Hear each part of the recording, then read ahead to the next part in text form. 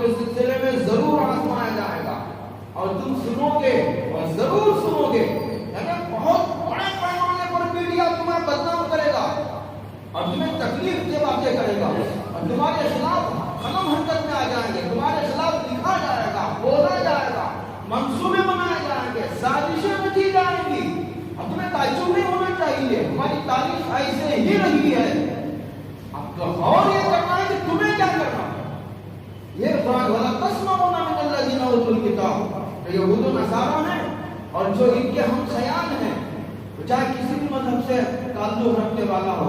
آگے قرآن ایک اور جملہ استعمال کیا, وَمِنَ الَّذِينَ أَشْرَكُوا, اور مشرکین کی طرف سے, چاہے وہ مشرکین ہو جن کو ہم مشرک سمجھتے ہیں, چاہے وہ مشرک ہوں جو جن کا نام مسلمانوں کا لیکن اندر سے ان کے خیالات مشرکانہ ہیں, اندر سے ان کا دل مشرکوں سے ملا ہوا ہے, اندر سے ان کا دل یہودیوں سے ملا ہوا ہے, اندر سے ان کے خیالات عیسائیوں سے ملے ہوئے ہیں, اندر سے ان کے خیالات جو ہے وہ اسلام مخالف دشمنوں کے نظریات سے میل کھاتے ہیں.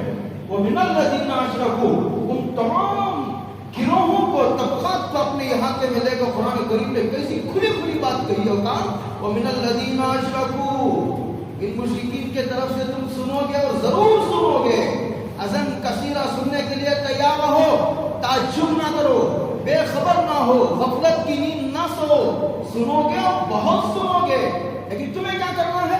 قرآن کریم نے کہا کہ وَإِن تَصْبِرُوا, اگر تم میدان میں جمے رہو, وَتَتَّقُوا وَإِن تَصْبِرُوا, اگر تم میدان میں جمے رہو, تدبیریں کرو. تدبیر کرنا یہ اللہ پر بھروسہ کرنے کے خلاف نہیں ہے. تدبیریں کرو اور تم جو کر سکتے ہو کرو, اسلام کی حفاظت کے لیے اور مساجد کی حفاظت کے لیے, مدارس کی حفاظت کے لیے, مسلمانوں کی حفاظت کے لیے تم کیا کر سکتے ہو؟ تم مشورہ دے سکتے ہو تو مشورہ دو, تم اپنی خدمات پیش کر سکتے ہو, خدمات پیش کرو. اور تم جو ہے اگر اپنا مال خرچ کرنے سے اسلام کا نفع ہوتا ہے تو تم اپنا مال خرچ کرو. وَإِن تَصْبِرُوا, تدبیر کرو, اور جو کر سکتے ہو تم مشورہ کر کے تدبیر کرو. تدبیر کرنے کا حکم دیا قرآن کریم نے. تم کو سب کرنا پڑے گا اس کی حساب سے, اپنے جان کو بھی داؤ پہ لگانا پڑے گا, اپنے مال کو خرچ کرنا پڑے گا, اپنے خزانوں کے دہانے کھول دینے پڑیں گے. وہی تصویروں آگے فرمایا وَتَتَّقُوا, لیکن تدبیر اختیار کرنے کے بعد اللہ کی طاقت کو نظر انداز کر دینا اور اپنی تدبیروں پر ہی ساری توانائیوں کو صرف کر کے اپنی تدبیروں پر ہی بھروسہ کر لینا, اس وقت جو ہے وہ بڑے خطرے کی بات ہوتی ہے. اس کے وَتَتَّقُوا, پھر اس کے بعد تم اللہ سے رجوع کرنا. یہ تدبیر کا عنوان ہے اور تتقوا یہ اللہ سے رجوع اللہ کا عنوان ہے. تدبیر بھی اختیار کرنا اور اللہ سے رجوع کرنے کو بھی نہ بھولنا. اللہ بعض لوگ تدبیر ہی نہیں کرتے, بس دعا کر رہے ہیں, بعض لوگ صرف دعا کرتے ہیں, تدبیر ہی نہیں کرتے. دونوں طبقے بے اعتدالی کے شکار ہیں. تدبیر بھی کرنا ہے, اللہ کی ذات پر بھروسہ بھی کرنا ہے, دعا بھی کرنا ہے اور اللہ کے سامنے رونا بھی ہے, گڑگڑانا بھی ہے, رجوع اللہ بھی کرنا ہے, رات میں اٹھ کر اللہ کے سامنے آنسو بہانا بھی ہے. وَإِن تَصْبِرُوا وَتَتَّقُوا, اور آگے فرمایا فَإِنَّ ذَلِكَ مِنْ عَزْمِ الْأُمُورِ, یہ تاکیدی حکم ہے مسلمانوں کو. وَإِن تَصْبِرُوا وَتَتَّقُوا فَإِنَّ ذَلِكَ مِنْ عَزْمِ الْأُمُورِ, یہ مشورہ نہیں ہے, یہ حکم ہے. اور حکم بھی یہ سرسری اور مستحب درجے کا نہیں ہے, یہ حکم تاکیدی حکم ہے. فَإِنَّ ذَلِكَ مِنْ عَزْمِ الْأُمُورِ, ہماری تاریخ تو ان آزمائشوں سے بھری پڑی ہے. تاریخ کے ان واقعات کو بیان کرنے کے لیے ایک مستقل وقت کی اور موضوع کی ضرورت ہے. اس وقت میرا وہ موضوع نہیں ہے. میں یہ کہہ رہا تھا اسلام پر, مسلمانوں پر مجھے بڑی اچھی بات یاد آئی. اسی بنگلور کے کسی ایک بہت بڑے مجمع سے خطاب کرتے ہوئے ہم سب کے مخدوم حضرت مولانا خلیل الرحمان سجاد نعمانی دامت برکاتہ نے جن کی پوری دنیا کی سیاسی جو ہے وہ دنیا پر بڑی گہری نظر رہتی ہے, اللہ نے کو بڑی بصیرت کا حصہ عطا فرمایا. انہوں نے فرمایا کہ مجھے قریب قریب دنیا کے ہر ملک میں جانے اور ہر ملک کے بڑے بڑے طبقات سے, انجینئروں سے, ڈاکٹروں سے اور ایڈوکیٹ سے, آکسفورڈ یونیورسٹی سے, لندن کی, امریکہ کی, جرمنی کی, اٹلی کی, سعودیہ کی تمام یونیورسٹیوں سے خطاب کرنے کا اللہ نے مجھے براہ راست موقع عطا فرمایا ہے. ایجنڈا ہے، اسلام اور مسلمان، پوری دنیا کی حکومتوں کا ایک ہی ایجنڈا. ایسا لگتا ہے انہوں نے فرمایا تھا کہ پوری دنیا میں ایک ہی مذہب ایسا ہے جو زندہ ہے. ایسا لگتا ہے کہ پوری دنیا میں ایک ہی قوم ایسی ہے جو زندہ ہے، ورنہ پوری دنیا کی نظر چاروں طرف سے ہٹ کر ایک مذہب پر اور ساری دنیا کی قوموں سے ہٹ کر ایک قوم پر ٹک جانا یہ کسی حقیقت کا پتہ دیتی ہے. یہ فرمایا تھا.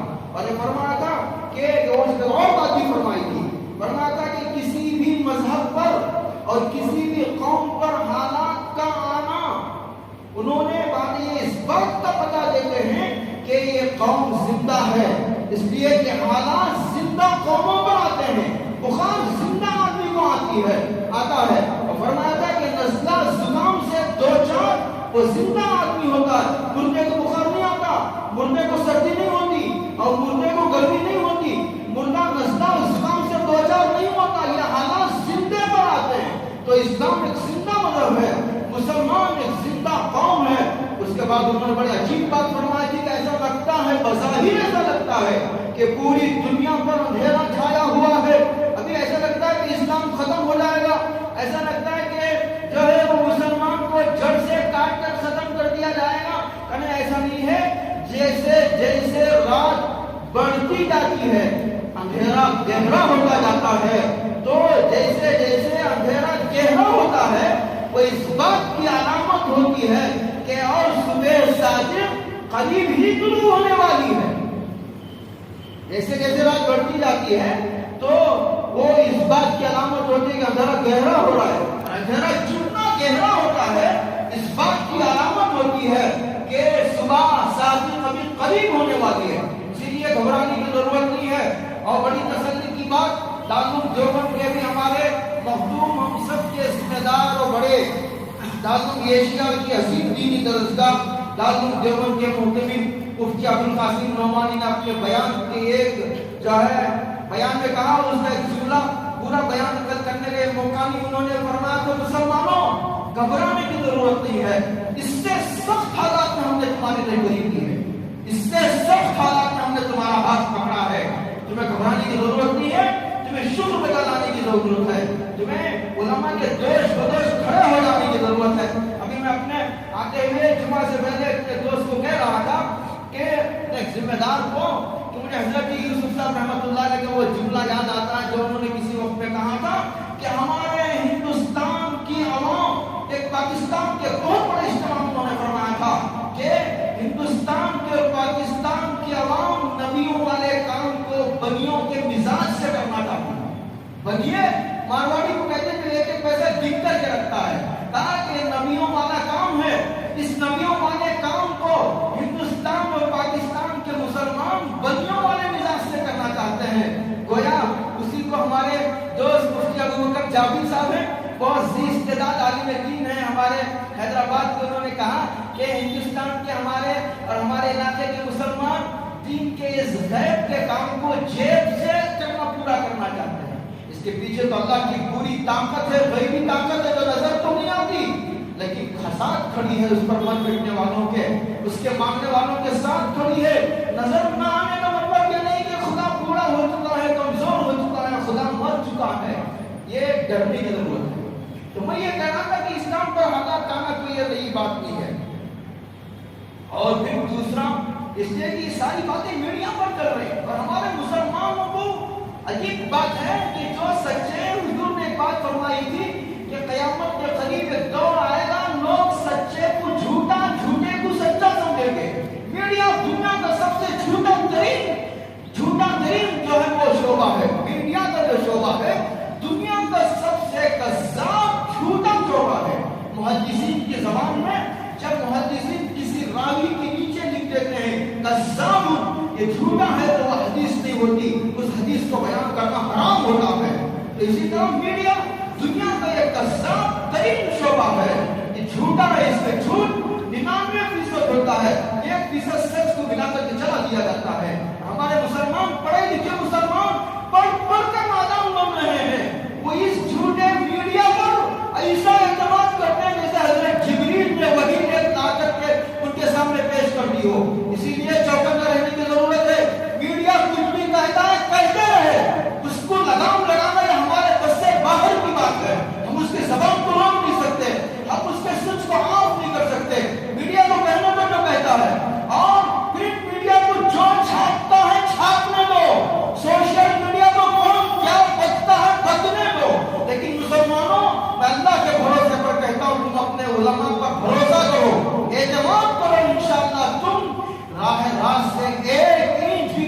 سن سکو گے انشاءاللہ۔ تو میں کہہ رہا تھا کہ میڈیا پر یہ بات چلائی جا رہی کہ وہ علماء جو مدرسوں میں پڑھتے ہیں وہ دنیا سے کٹے ہوئے ہیں، وہ کالجوں سے کٹے ہوئے ہیں، وہ دنیا کی ترقی سے دور ہے، اور جو لوگ سال پہلے کی بات کرتے ہیں وہ اندھیرے میں ہے، جو اندھیرے میں ہے وہ روشنی، وہ تمہیں راستہ کیا دکھائے گا؟ یہ سبق دنیا کے انسانوں کو پڑھایا جا رہا ہے۔ بھائیو ایسی بات نہیں ہے، ہمارے ہزاروں کالجز ہیں جو ہمارے علماء نے قائم کیے، اور ہمارے ابھی مدرسے میں پڑھا ہوئے طالب علم ڈاکٹر بنا، اور ایک تو مثال بھی پیش کرو جس کو میں جانتا ہوں، اور یہ بھی اس نے پاس کیا اور ابھی پریکٹس کر رہا ہے، اور یہ ہمارے کاشی ملک میں پڑھنے والا ہے طالب علم، اس نے ابھی نیٹ کا امتحان لکھا، میڈیکل کی فری سیٹ سالات ہوئی ہے۔ ہماری یہ کوشش ہے پورے ملک میں ہمارے ہزاروں کالجز ہیں، میڈیکل کالجز ہیں اور لائر کے کالجز ہیں، بی ایڈ کے، ڈی ایڈ کے، پولی ٹیکنیکل کے، انجینئرنگ کے کالجز ہیں، ہمارا ہزاروں لاکھوں کی تعداد میں ہمارے اسکولس ہیں۔ اور کہا ہے کہ ہم نے اسکولوں کی مخالفت کی ہے، ہم نے اسکولوں کی کبھی مخالفت نہیں کی، ہم نے اس سے اتنی بات کی ہے کہ دیکھو اللہ نے انسان کو جسم اور روح یہ دو چیزیں دے کر کے بھیجی ہے۔ دنیا کے جتنے علوم و فنون ہیں یہ جسم سے تعلق رکھتے ہیں، اور یہ علوم و فنون تمہیں قبر تک کام آئیں گے، قبر میں اور قبر کے بعد کام آنے والے جو چیز ہے وہ روح ہے، اور وہ روح کے لیے اللہ تعالیٰ نے اسلام کو اور قرآن کو، حدیث کو، انبیاء کو، نبیوں کے سلسلے کو جاری فرمایا۔ یہ جسم ہے، نہیں کہتے کہ جسم کی حفاظت نہ کرو، جسم کی حفاظت کرو، جسم کی حفاظت کا سامان کرو، لیکن روح کو فراموش کر دینا یہ بہت بڑی نادانی کی بات ہوگی، یہ چیز کو اس کے مقام سے ہٹانا ہوگا۔ میں کہہ رہا تھا پوری دنیا کی یہ بات پھیلی ہوئی ہے، غلط پروپیگنڈا کیا جا رہا ہے کہ یہ مدارس میں پڑھنے والے آپ کی رہبری کا کی خدمت انجام دیتے ہیں، یہ خود زمانے کے تقاضوں سے بے خبر ہے، زمانے کے تقاضوں سے بے خبر نہیں ہے۔ میں کیا کہوں، ابھی میں حیدرآباد کے ایک سفر کرتا ہوں، میں آپ کو کیا بتاؤں، 300 شہر کے علماء رات دن اس فکر میں ہیں کہ ابھی ایک مسئلہ بازار میں نہیں آتا ہے کہ 300 علماء جڑ کر کے اس مسئلے کا حل تلاش کرتے ہیں۔ دنیا کے 90% مسلمانوں کو جو کاروباری ہیں، تاجر ہیں، اور جو ڈاکٹر ہیں، انجینئر ہیں، جو بینکنگ کے فیلڈ میں کام کر رہے ہیں، ان کو نہیں پتا کہ اس میں حلال کیا حرام کیا، ان کو بھی نہیں پتا ہوتا، لیکن علماء ابھی مسئلہ بازار میں آتا بھی نہیں ہے کہ علماء جمع ہو کر کے اس مسئلے کا حل تلاش کرتے ہیں۔ اتنی گہری نظر ہے۔ میں آپ کو کیا بتاؤں، حضرت مولانا علی میاں صاحب رحمۃ اللہ علیہ پوری دنیا کے جہان دیدہ عالم دین تھے، یہی وہ عالم دین جنہوں نے عرب میں سب سے پہلے دعوت و تبلیغ کا عربی میں تعارف کرایا تھا۔ ان کے عربی میں کتاب بھی ہے جو انہوں نے حضرت الیاس صاحب رحمۃ اللہ علیہ اور ان کے دعوت کے کام کے طریقے کا تعارف کرایا تھا۔ جب اس کام کے بیکاٹ ہونے کا خطرہ منڈلانے لگا تو حضرت نے کتاب لکھی اور ان سے براہ راست خطاب کیا، اور اس کام کی ضرورت اور اس کے نبیوں کے کام کے سے جڑے ہوئے ہونے کے دلائل پیش کیے۔ وہ کہتے ہیں کہ جب وہ عبد القادر رائے پوری رحمۃ اللہ علیہ کے خانقاہ میں جاتے تھے رائے پور کو، تو حضرت رائے پوری رحمۃ اللہ علی میاں صاحب کو مشورے دیتے تھے، تو علی میاں صاحب کہتے تھے کہ مجھے ایسا لگتا ہے کہ عبد القادر صاحب رحمۃ اللہ علیہ یہ قریے میں رائے پور میں بیٹھ کر کے پوری دنیا میں ایسا لگتا ہے کہ CC کیمرے لگے ہوئے ہیں اور پوری دنیا کے تقاضوں کو دیکھ رہے ہیں۔ اور یہ کہتے تھے کہ مولانا علی میاں ان سعودی والوں سے کہو کہ یہ ہتھیار خود بنائیں۔ 50 سال پہلے فرمایا تھا مولانا عبد القادر صاحب۔ آپ کو اندازہ ہوگا کہ تھکی چٹائیوں پر بیٹھنے والا، پرانے میلے کپڑے پہننے والا خانقاہ میں ایک درویش یہ سعودیہ حکومت سے خطاب کرتے ہوئے کہتا ہے کہ نادانو، تم اپنے ہتھیار بناؤ، تم اپنے قوم پر کلاڑی مار رہے ہو، تم اپنے دشمنوں کو دوست سمجھنے کی غلطی دہرانے کی کوشش نہ کرو، تم بار بار دھوکہ کھا چکے ہو۔ یہ خانقاہ میں بیٹھنے والا درویش مولانا علی میاں کو کہتا ہے، تو زمانے پر یہ سبق پڑھایا جا رہا ہے مسلمانوں کے مسلمانوں، جو علماء تمہاری رہبری کی فریضہ انجام دے رہے ہیں وہ زمانے کے تقاضوں سے بے خبر ہے۔ یہ اتنا بڑا جھوٹ ہے دنیا میں، اس سے بڑا کوئی جھوٹ نہیں۔ بس وہ جان بوجھ کر کے اللہ کے اشاروں پر مدرسوں میں بیٹھے ہوئے ہیں، ان کو مدرسوں میں بیٹھنے دو۔ گزشتہ جمعہ میں نے کہا تھا کہ علامہ اقبال کے حوالے سے ان غریب مسلمان بچوں کو مدرسے میں پڑھنے دو، ورنہ بھائی اگر یہ مدرسے اور مکتب نہیں رہیں گے تو کیا ہوگا؟ میں اپنی آنکھوں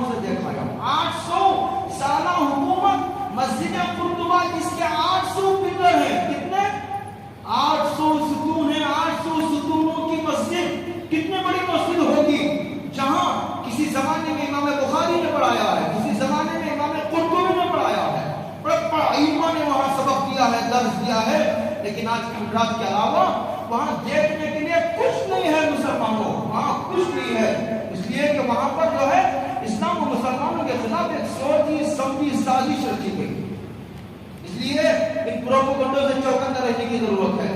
اس کے بعد مجھے تیسری بات یہ کرنی ہے، دیکھو علماء ایک مسجد مدرسے ہم نے قائم کیے ہیں، یہ انجینئر بنانے کے لیے، ڈاکٹر بنانے کے لیے ہم نے قائم نہیں، ہم نے کب کہا کہ ہم انجینئر ڈاکٹر بنانے کے لیے مدرسہ قائم کر رہے ہیں؟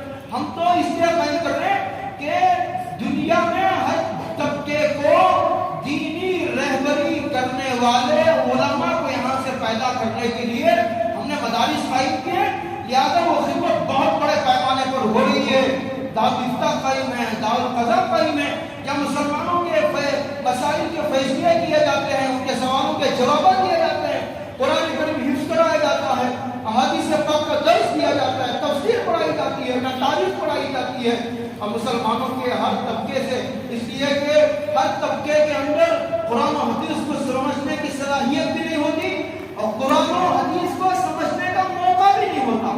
دیکھو صحابہ بڑے بڑے صحابہ تھے، بڑے بڑے صحابہ تھے، حضرت عمر تھے اور بھی دیگر صحابہ تھے، وہ کہتے تھے کہہ رہے یہ ابو ہریرہ یہ تو 7 یا 8 ہجری میں اسلام لانے والے، حضور کی صحبت میں 2-2.5 سال رہنے والے، یہ 5000 احادیث سے زیادہ روایت کرتے ہیں۔ ابو ہریرہ نے کہاں حدیثیں سنی؟ تو ابو ہریرہ نے جب آوازیں اٹھی، جب لوگوں کی طرف سے سوال اٹھا، تو حضرت ابو ہریرہ نے جواب دیا کہ جب یہ مہاجر بھائی جو تھے مکے سے ہجرت کر کے مدینہ آئے، یہ تاجر تھے، ان کی تجارت ان کا پیشہ تھا، یہ تجارتوں میں لگے رہے، اور فرمایا یہ جو انصار تھے مدینے کے انصار، ان کا جو پیشہ تھا وہ باغات، کھیتیاں، کاشتکاری ان کا پیشہ تھا، یہ کاشتکاری میں لگے رہے۔ ابو ہریرہ اور اس جیسے چند غریب، یہ جو چبوترا ہے مسجد نبوی میں جسے سرخا کہا جاتا ہے، وہاں پڑے رہتے، کہیں سے کھانا آتا کھا لیتے، اور حضرت رسول اللہ صلی اللہ علیہ وسلم کے ساتھ 24 گھنٹے لگے رہتے تھے اور حدیثیں سنتے تھے، نقل کرتے تھے۔ ایک مرتبہ سناتے، ایک مرتبہ کا واقعہ حضرت ابو ہریرہ کہ اتنے بھوک لگی، کھانے کو کھانا نہیں تھا، تو میں بے ہوش ہو کر کے گر گیا۔ لوگوں نے سمجھا کہ مرگی کی بیماری ہے، اور مرگی کی بیماری میں جو ہے وہ گردن پر پیر رکھنا مفید ثابت ہوتا ہے، تو کسی نے جو گردن پر پیر رکھ کر کے گزر گئے۔ حالانکہ ابو ہریرہ کہتے ہیں مجھے مرگی نہیں تھی، بھوک کی شدت کی وجہ سے میں کھڑا نہیں ہو سکتا تھا، میں گر گیا۔ یہ پورے دنیا میں اس وقت مدرسوں کے جو طلبہ ہیں وہ اس وقت کے ابو ہریرہ ہیں، انجینئروں کو، ڈاکٹروں کو مدرسوں میں آ کر قرآن حدیث سمجھنے کی صلاحیت بھی نہیں، موقع بھی نہیں ہے انہیں، تو یہ طلبہ قرآن حدیث حاصل کر کے ڈاکٹروں کو ڈاکٹروں کا دین سمجھاتے ہیں، انجینئروں کو انجینئروں کا دین سمجھاتے ہیں، اور یہ جو ہے کالجوں کو کالجوں کا دین دیتے ہیں، تاجروں کو تاجروں کا دین دیتے ہیں، کاشتکاروں کو کاشتکاروں کا دین سمجھاتے ہیں، لائروں کو لائروں کا دین سمجھاتے ہیں، اور یہ انجینئروں کو انجینئروں کا دین سمجھاتے ہیں، اور مدرسے والوں کو مدرسے والوں کا دین سمجھاتے ہیں۔ پوری دنیا کے ہر طبقے پر ان کی گہری نظر ہے، اور قرآن و حدیث میں کس طبقے سے متعلق جو رہبریاں آئی ہیں ان کو وہ رہبریاں سمجھاتے ہیں۔ یہ حضرت ابو ہریرہ ہی کیا، ان کا نسب نامہ حضرت ابو ہریرہ سے جا کر ملتا ہے۔ اب ایک بات اور کہوں آپ کو بتائے کہ یہ جو مدرسے میں بیٹھے ہوئے یہ اللہ تعالیٰ کا غیبی نظام ہے، اس میں بڑی بڑی صلاحیت کے لوگ آتے ہیں بھائیوں، جن کا ذہن رسا ہوتا ہے، ذہن بہت چلتا ہے، اور بڑے ذہین طلبہ یہاں آتے ہیں ماشاءاللہ، قرآن حدیث کی باریکیاں سمجھتے ہیں، لیکن اللہ کا اور حضور کا معجزہ پوری قوت سے یہ کام کر رہا ہے کہ ان کو ان مدرسوں میں بیٹھنے پر مجبور کیا ہوا ہے۔ ان کا کوئی فیوچر نہیں، ان کا کوئی مستقبل نہیں۔ کسی شاعر نے اسی پس منظر میں کہا تھا کہ کچھ سمجھ کر ہی ہوا ہوں، کچھ سمجھ کر ہی ہوا ہوں موجے دریا کا حریف، ورنہ میں بھی جانتا ہوں عافیت ساحل میں ہے۔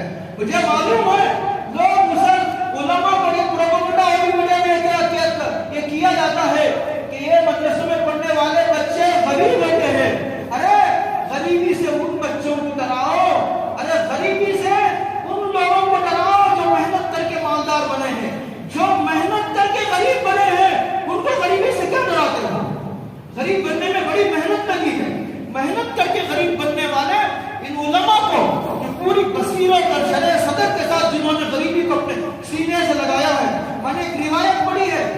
روایت حدیث کی ہے یا تاریخ کی ہے، مجھے اس کی تصدیق نہیں ہے۔ حضرت تھانوی رحمۃ اللہ علیہ نے اسے نقل کیا ہے، کہتے ہیں کہ جس قوم کے علماء مالدار ہوئے وہ قوم تباہ ہو۔ عجیب بات ہے یہ، اور تحقیق کرنے سے پتا بھی چلتا ہے۔ آج بھی میں کیا کہوں، یہ تو مالداروں کی 4% طبقہ امت تو مدرسوں میں پڑھتا ہے، اور اسکولوں میں پڑھنے والا مسلمانوں کا 45% طبقہ ہے۔ 50% طبقہ نہ مدرسے میں آتا ہے نہ مسجد میں آتا ہے۔ 50% طبقہ نہ اسکولوں کو جاتا ہے نہ مدرسوں کو آتا ہے۔ اس 4% طبقے کی فکر ہے۔ حکومت تو بہت اچھی بات ہے کہ ایک تو ڈاکٹر انجینئر بنانے کی فکر ہے، لیکن یہ جو 50% طبقہ نہ اسکولوں میں آتا ہے نہ کالجوں میں آتا ہے، یہ سچا رپورٹ، یہ سچر کی رپورٹ ہے، سچر کمیٹی کی رپورٹ ہے۔ ان 50% بچوں کی فکر کرو۔ اگر تم کو کمیونٹی، اگر تم کو مسلمان قوم سے ہمدردی ہے تو تم کو پوری 100% قوم کی فکر کرنی چاہیے۔ میں ادھر نہیں جاتا، میں صرف اتنا کہنا چاہتا ہوں، قرآن کریم نے ایک جملہ استعمال کیا ہے، آپ یہ سمجھتے ہیں کہ یہ لا یستطیعون ضربا فی الارض، جو مدرسے میں بیٹھے ہوئے ہیں یہ کما نہیں سکتے بیچارے۔ یعنی اشارہ یہ دیا، قرآن صرف کہنا یہ چاہتا ہے کہ کما نہیں سکتے، لیکن کہنا یہ چاہتا ہے کہ تمہیں اگر تم کمانے میں لگ جاؤ گے، اس قوم کی رہبری کون کرے گا؟ تم غریبی کو سینے سے لگاؤ۔ دیکھو ایمان کی حفاظت فرض ہے، اور ایمان کی حفاظت اس وقت ہوگی جب یہ مدارس محفوظ رہیں گے، اور یہ مدارس اس وقت محفوظ رہیں گے جب یہ غریب علماء محفوظ رہیں گے۔ اگر علماء کے پاس تارے آ گئی، بنگلے آ گئے، تو کوئی مدرسہ مکتب میں پڑھا میں کیا کہوں تمہیں، اور آگے بڑھ کر کے کہوں تو تمہاری آنکھیں کھلے گی۔ میں پورے ملک کا دورہ مکاتب کے تعلق سے کر چکا ہوں، مکاتب چل رہے تھے، 600 مکاتب تھے، ابھی چل رہے ہیں، اللہ ان کو بقا عطا فرمائے کہ اس میں حضرات جائیے، بنگلور کا جو شہری ہے، شہر کا رہنے والا، وہ قریے میں جانے تیار نہیں ہے، وہ غریب ہے، لیکن صرف اس سے اس کے ساتھ اتنی نسبت لگی ہوئی ہے کہ وہ شہر کا ہے، وہ قریے میں جانے تیار نہیں ہے، تو مالدار کا بچہ کیا جائے گا؟ اسے اور بھی زیادہ کھولنے کی ضرورت ہے۔ تو قرآن کریم نے بات ہوا کہی، لا یستطیعون ضربا فی الارض، کہ یہ کما نہیں سکتے، اس میں تمہاری بھلائی ہے، اس میں پوری ملت کی بھلائی ہے۔ لا یستطیعون ضربا فی الارض، اب تم کو کون بتائے گا چھوٹی چھوٹی باتیں؟ حضرت رسول اللہ صلی اللہ علیہ وسلم نے جو حدیث میں فرمائی ہے، میں بات کہوں، جیسے حدیث میں آتا ہے، حضرت محمد رسول اللہ صلی اللہ علیہ وسلم ارشاد فرماتے ہیں کہ اگر کوئی آدمی کسی کو ایک گلاس پانی پلا دیا تو اسے ایک غلام آزاد کرنے کا ثواب ملے گا۔ ایک ہے بکرا صدقہ کرنا، ایک ہے گائے صدقہ کرنا، اور یہ ہے اونٹ صدقہ کرنا، اور یہ ہے انسان صدقہ کرنا۔ یہ گلاس پانی پلانا، جہاں پانی آسانی سے مل جاتا ہے، جیسے پانی رکھا ہوا ہے، یہ آسانی سے اٹھا کر کے کوئی پی لیا، یہ پانی پلانے والے کو یہ غلام کرنے کا صدقہ ہے۔ اور جہاں پانی آسانی سے نہ ملتا ہو، وہاں پانی پلانا ایک مردے کو زندہ کرنے کے برابر ہے۔ اگر سوال کون بتائے گا؟ میں نے گزشتہ جمعہ کہا تھا، مدارس میں جو سلیبس پڑھایا جاتا ہے اس میں 25,000 حدیثیں پڑھائی جاتی ہیں، 25,000 حدیثیں پڑھائی جاتی ہیں، جس میں ہر طبقے سے متعلق رہبریاں موجود ہیں۔ یہ طبقہ اسلام کی حفاظت کے لیے تیار کیا جاتا ہے، بڑی تفصیل سے ان کو سمجھایا جاتا ہے، اور زمانوں کے تقاضوں پر بڑی گہری نظر وہ رکھتا ہے، اور اسلام بالکل زمانے سے قریب ہو کر ان کو اسلام کے احکامات پہنچانے کی کوشش کرتا ہے۔ اور ایک بات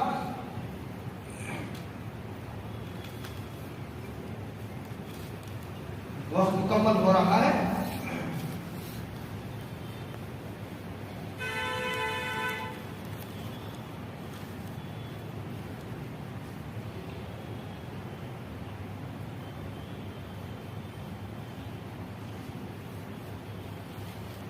لا یستطیعون ضربا فی الارض، یہ جملہ استعمال کر کے ان مالداروں کی آنکھیں کھولی ہیں۔ جیسے لوگ پوچھتے ہیں کہ مدرسے والے ڈاکٹر کیوں نہیں بنتے، یہ انجینئر کیوں نہیں بنتے؟ ہر آدمی کا ڈاکٹر انجینئر بننا کیا ضروری ہے؟ اگر کوئی آدمی ڈاکٹر سے پوچھے بھائی تم انجینئر کیوں نہیں ہو، اگر کوئی انجینئر سے پوچھے بھائی تم صرف انجینئر ہو ڈاکٹر کیوں نہیں ہو، اگر کوئی میکینک کو جا کر پوچھے بھائی تم صرف میکینک ہو، تم انجینئر کیوں نہیں بنے؟ بھائی ہر ایک کا مزاج، ہر ایک کی استعداد اور ہر ایک کی دلچسپی کا میدان الگ ہے. اور یہ جیسے اللہ تعالیٰ نے مالداری غریبی کی تقسیم کی ہے، مزاجوں کی بھی تقسیم کی ہے. اور ہر ایک کا طریقہ کام، ہر ایک کا کام الگ ہے. تقسیم کام کی یہ جو کام کی تقسیم ہے یہ فطرت کی تقسیم ہے، یہ اللہ کی تقسیم ہے. اگر ایک آدمی کو ایک کام کی بات بتاؤ، یہ ایک آدمی کھیت میں کام کرتا، چلے جاؤ قریوں میں چلے جاؤ کو پتا چلے گا قریوں میں کام کرتے ہیں دیہاتی لوگ، وہ اپنی دنیا میں مگن ہیں، مست ہیں، وہ اپنی کھیتوں میں، باغات میں، کاشتکاری میں مست ہیں. وہ ان کی معراج ہے، اسی میں مگن ہے، خوش ہیں.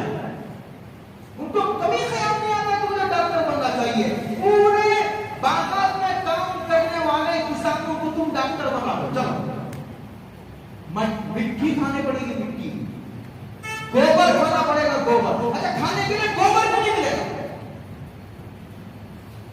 ان کسانوں کو کاشتکاری کرنے دو، ان انجینئروں کو انجینئرنگ پڑھنے دو، ان ڈاکٹروں کو ڈاکٹر بننے دو، ان میکینک کو. اچھا یہ میں ایک بات اور کہوں، 1960 میں یہ نالیاں صاف کرنے والوں نے حکومت کے خلاف احتجاج کیا تھا ایک مرتبہ، تو حکومت کو پیر پڑنے پڑے تھے. بھائی 2 دن انہوں نے کام بند کر دیا تھا، پورا ملک کچرا کچرا ہو گیا، بدبو سے بھر گیا تھا. حکومت کو پیر پکڑنے پڑے تھے. ارے ہم تمہارے ہاتھ جوڑتے ہیں، تمہارے پیر پڑتے ہیں، پیر دباتے ہیں، تمہاری تنخواہ بڑھاتے ہیں، تمہیں ہم گھر بنا کر دیتے ہیں، تمہارے بچوں کی تعلیمی شادیوں کا کی ذمہ داری ہم قبول کریں گے، تمہیں کام نہ چھوڑو. ان سارے نالی صاف کرنے والوں کو ڈاکٹر بناؤ، سب کو انجینئر بنا دو. بھائی اللہ کی تقسیم سے کیوں ٹکراتے ہو؟ اسی طرح یہ طبقہ جو مدرسوں میں پڑھتا ہے، یہ مدرسوں میں پڑھنے والا طبقہ، یہ پوری ملت اور پوری انسانیت کی دینی رہبری کے لیے قائم کیا گیا. جس مقصد کے لیے باقی کیا گیا تھا، یہ اپنے مقصد میں 100% کامیاب ہے. علماء دیوبند کا ایک مسئلہ تھا جو 170 سال پہلے انہوں نے جب یہ دارالعلوم دیوبند کی بنیاد رکھی کیا تھا کہ یہ مدرسے عوام کے ایک ایک پیسے کے چندوں سے چلیں گے، حکومت کی امداد ہم قبول نہیں کریں گے. حکومت مسلسل 50 سال سے آواز لگا رہی ہے ہم تمہیں 50,000 تنخواہ دیں گے، ہم کہیں نہیں، ہم بھوکے مر جائیں گے لیکن ہم اپنے عوام کے چندوں سے مدرسے چلائیں. ابھی آسام کے سی ایم نے اعلان کیا ہم نے 700 مدرسوں کو بند کر، اور بھی مدرسوں کو جب چاہے مدرسے بند کر دو. اب وہ مداخلت شروع کریں گے. 10 روپے دینے والا یہ حیدرآباد کے ایک نواب دارالعلوم دیوبند کو پیسے بھیجتے تھے. انگریزوں سے وفاداری کے نتیجے میں جب حسین احمد مدنی انگریزوں کے خلاف ہندوستان کی آزادی کے لیے تقریریں کرتے تھے تو اس نواب نے خط لکھا کہ حسین احمد کی زبان پر لگام لگایا جائے. سلام علماء دیوبند کی جرأت پر، سلام علماء دیوبند کی بے باکی پر. انہوں نے کہا اس کو دارالعلوم دیوبند کے محترم حضرت مولانا قاری محمد طیب صاحب تھے، تو وہ خط دارالعلوم دیوبند کو موصول ہوا. خط پڑھا گیا کہ حسین احمد کی زبان پر لگام لگایا جائے. تو قاری محمد طیب صاحب رحمۃ اللہ نے کہا کہ ارے بھائی اس کو ہفتے میں 1 دن چھٹی ملتا تھا. یہ بھی مطالبہ کیا تھا کہ حسین احمد کو مدرسے سے نکال دیا جائے. یہ مالدار چلتا دیتا ہے تو کتنا چلانا چاہتا ہے مدرسے میں؟ حکومت اگر پیسے دے گی تو کتنا چلائے گی اپنا. اس لیے علماء دیوبند کے 170 سال پہلے یہ فیصلہ تھا ہم ان عوام کے چندوں سے ہی مدرسے چلائیں. ایک ایک پیسے کی بھی وہاں کھڑے ہو، ہم اپنے لیے نہیں مانگیں گے، ہم مر جائیں گے، ہم بھوکے مر جائیں گے. لیکن ان مسلمان کے بچوں کو پڑھانے کے لیے ہم نے جو مدرسہ قائم کیا ہے، ہم دروازے میں کھڑے ہو گئے ایک پیسے کی بھیک مانگیں گے، ہمیں کوئی شرم نہیں. ہمارا کھلا علماء دیوبند کا 2-4 کی طرح یہ فیصلہ ہے کہ حسین احمد کو مدرسے سے نکال دو ورنہ ہم چندہ بند کر دیں گے. تو دارالعلوم دیوبند کے مفتی نے جو جواب دیا، ایک جواب یہ دیا بھائی اس کو جمعرات میں چھٹی دیتے ہیں، یہ دن یہ شیر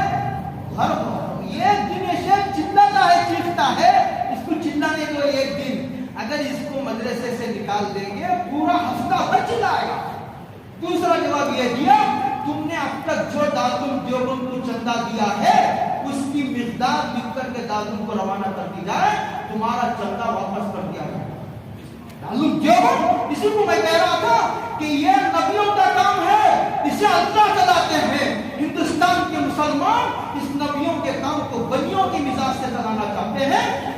کے کام کو جیب سے چلانا چاہتے ہیں. حج کا کام یہ بند نہیں ہوگا کہ قیامت کی صبح تک چلے گا. یہ علماء جو ان کا کھلا کھلا فیصلہ ہے. اللہ مل کی توفیق عطا فرمائے. آخر دعوانا الحمدللہ.